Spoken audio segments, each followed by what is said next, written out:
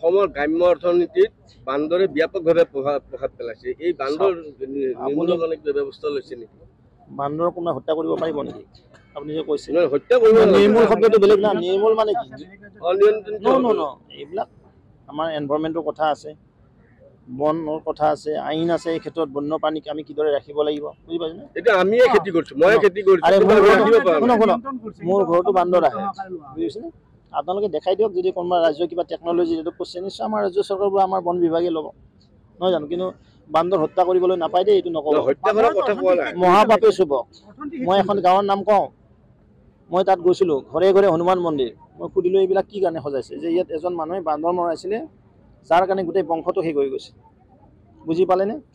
বান্দৰৰ অত্যাচাৰ মানে আমি আৰু সহ্যৰ বাহিৰত হৈ গৈছে আৰু সেই হিচাপে ধৰক আজি যিখিনি অসমীয়া বুলিয়ে কৈছোঁ আমি অসমীয়া মানুহখিনিয়ে যেনেকৈ ধৰক বাৰীত আলু কচুৰ পৰা আদি কৰি গোটেইখিনি বস্তু ৰুই খাইছিলে, কলগছ এডালো থাকিবলৈ নোৱাৰা হ'ল। আজিকালি পাচলিৰ দাম বহুত দাম বাঢ়িছে, 60-80 টকা নহ'লে খাবলৈ নোৱাৰে।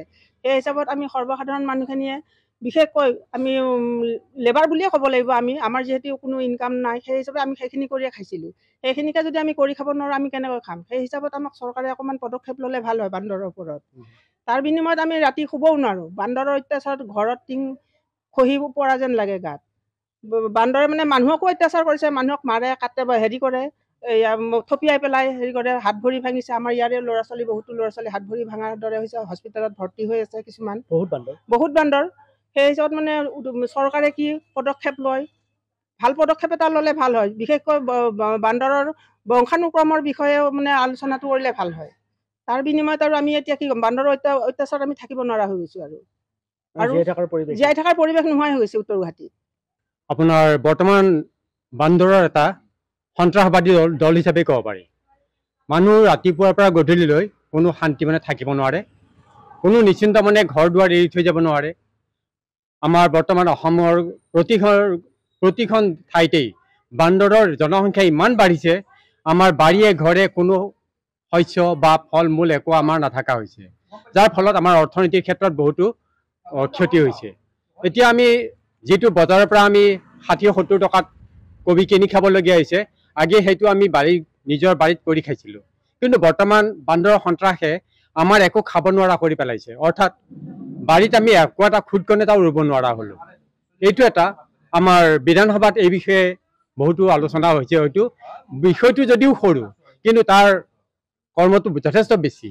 কাৰণ কিয়, বান্দৰে যিটো ক্ষতি কৰিছে, আমাৰ সেই ক্ষতি হয়তো পূৰণ কৰোঁতে আমাৰ বহুতো অৰ্থনীতিৰ প্ৰয়োজন হ'ব।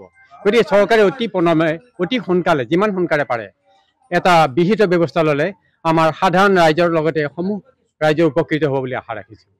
যে বান্দৰে অসমৰ যিটো অৰ্থনৈতিক গাঁথনি, গ্ৰাম্য অৰ্থনীতিত বান্দৰে ব্যাপকভাৱে প্ৰভাৱ বিস্তাৰ কৰিছে। এইটো এটা অসমৰ কাৰণে ভয়ানক সমস্যা। এই সমস্যাটো এই কাৰণে হৈছে যে বান্দৰৰ সংখ্যা দিনক দিনে বাঢ়ি গৈছে।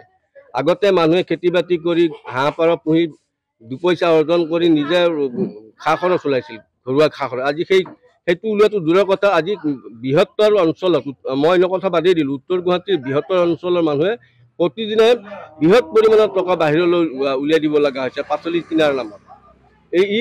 এটা ভয়ানক সমস্যা। এই সমস্যা সমাধানৰ কাৰণে আমি যোৱাকালি আমি ৰাজ্যিক বিজেপিৰ সভাপতি তথা বিধায়ক ভৱেশ কলিতা মহোদয়ক আমি অনুৰোধ জনাইছিলোঁ যে বান্দৰৰ সমস্যা নিৰ্মূল কৰাৰ ক্ষেত্ৰত কিবা পদক্ষেপ গ্ৰহণ কৰক। তেওঁ কৈছিল যে বান্দৰ মাৰিব নোৱাৰি, কিন্তু আমি বান্দৰ মাৰিব কোৱা নাই, বান্দৰ বিজ্ঞানসন্মতভাৱে তেওঁলোকৰ বংশ বৃদ্ধি ৰোধ কৰাৰ ব্যৱস্থা কৰক। নতুবা বান্দৰসমূহ যি অঞ্চলত বান্দৰৰ উপদ্ৰৱ বাঢ়ি গৈছে, সেই অঞ্চলৰ বান্দৰসমূহ আমাৰ যিবিলাক অভয়াৰণ্য আছে তালৈ প্ৰক্ষেপ কৰক।